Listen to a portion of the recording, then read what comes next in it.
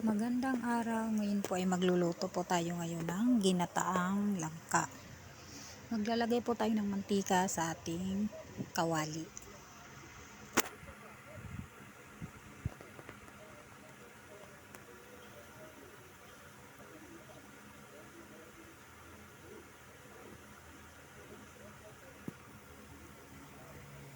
Ilagay na rin natin yung ating bawang.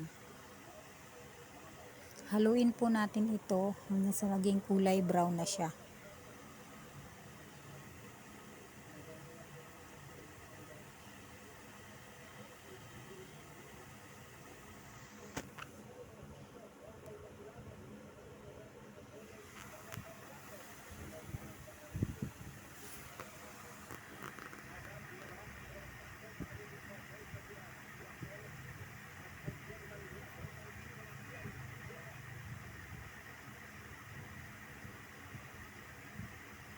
Pisatin po natin yung ating bawang para lumabas po yung kanyang katas. Para mabango po yung ating niluluto mga kakusina.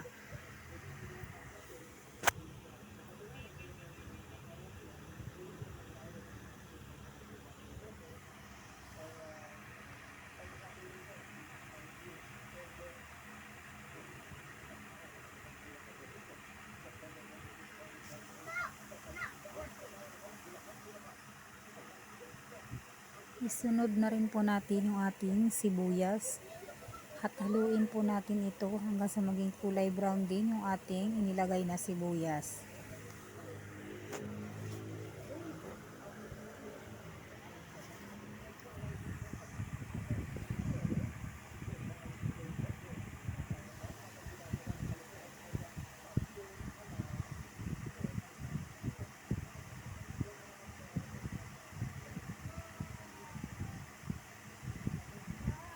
Haluin lang po natin mga kakusina yung ating bawang at ang ating sibuyas para hindi ito mangitim.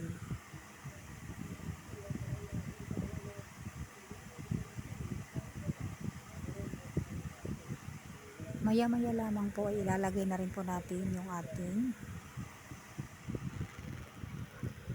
langka.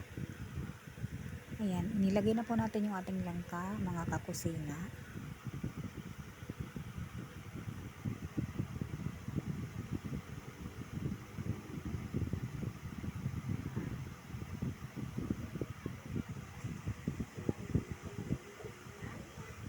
At haluin po natin ito para pumantay po yung ilalim at saka yung ibabaw para mahalo po ng mabuti yung ating bawang at saka yung ating sibuyas para pumantay po yung kanyang yung mga kakusina.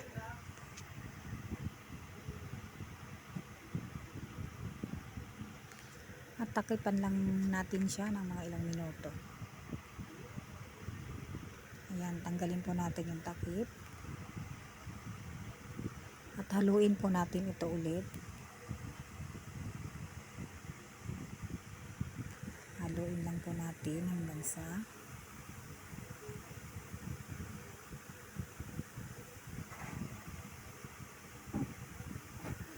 pumantay. Ayan, mabango na po ang ating ginisang langka.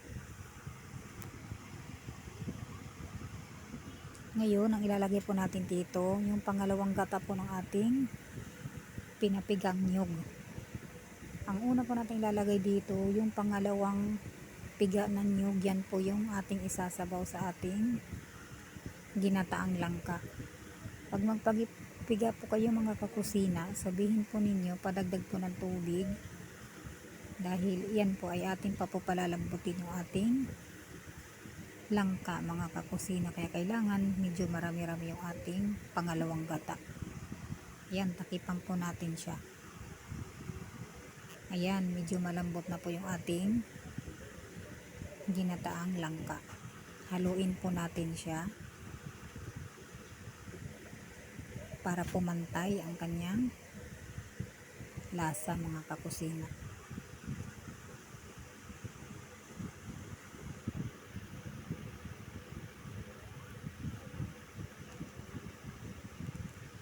Wala po tayong hinalo mga kakusina na pork o chicken.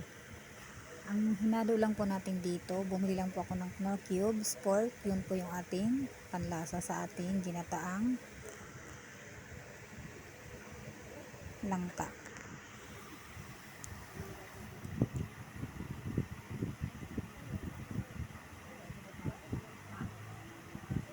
Ilagay na rin natin yung ating seasoning na magic sarap po. Tapos haluin lang po natin para pumantay din po yung kanyang lasa mga kakusina.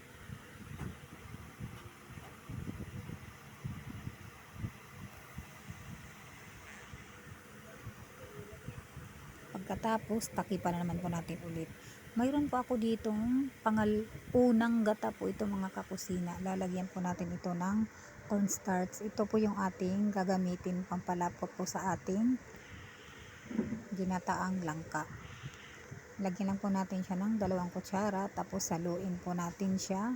Medyo namumuo pa po. Pero mamaya pag lumubog na po itong ating cornstarch, hindi na po ito magiging buo-buo.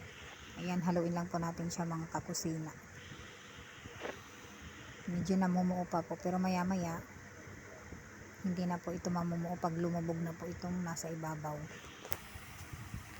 Ayan, ganun lang po kasimple mga kakusina ang magluto ng ginataang langka.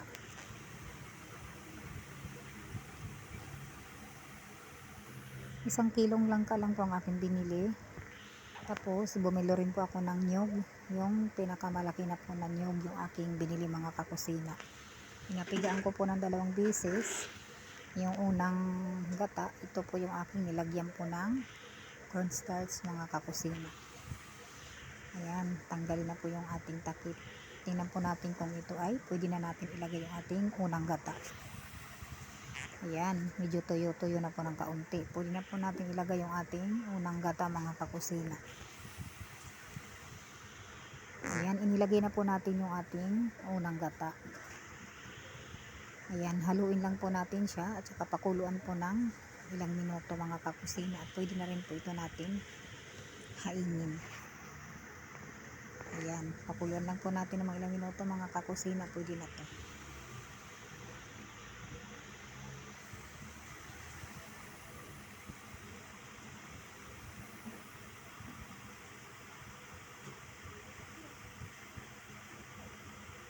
Kung nagtataka po kayo mga kusina, bakit nilalagyan ko po ito ng cornstarch? Dahil ito po yung ginagamit po na pampalapot po sa langka mga kakusina. Kasi sa lugar po namin, pag nagluluto po kami ng langka, nilalagyan po namin ng cornstarch ang unang gata para ito po ay medyo lumapot ng kaunti.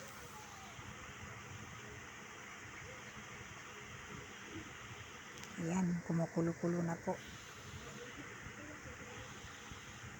Pwede na po natin ito kainin mga kakusina.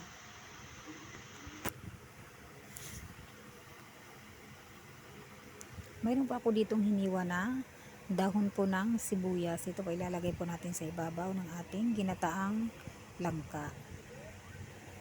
Yan po ay nagpapadagdag din po ng mabangong amoy sa ating ginataang langka. Ayan mga kakusina, luto na po at tapos na po yung ating ginataang langka. Pwede na po tayong kumain mga kakusina. Alam niyo po kung anong masarap na partner nito. Meron pa ako ditong piniritong tuyo. Ayan mga kakusina, piniritong tamban na tuyo po. Ayan, ayan po ang ating pananghalian ngayong araw ng linggo. Maraming salamat po sa aking mga viewers. Thank you rin po sa mga nag-subscribe po sa akin. Hanggang sa susunod po na aking mga videos. Thank you very much po.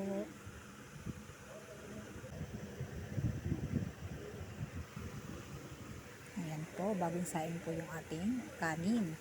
Meron din po tayo ditong ham para po sa aking mga chikiting, tsaka tuyo, at meron din po tayo rito. Ito po ang ating ulam ngayong araw na ito.